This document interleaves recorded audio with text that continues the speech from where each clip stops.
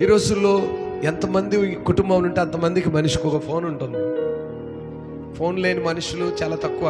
చిన్నపిల్లల దగ్గర నుంచి వాడు 3-4 సంవత్సరంలో మొదలైన కాడ నుంచి వాడి దగ్గర ఫోన్ ఉండాలి.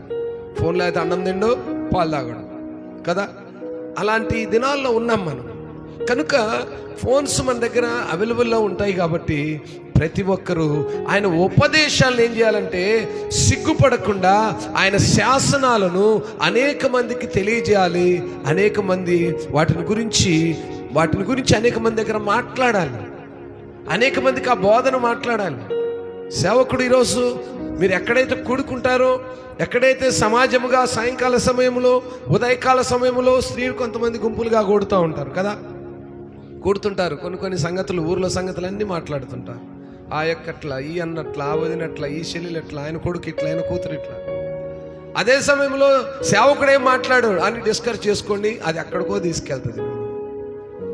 ఆత్మీయంగా బలపరచబడతారు.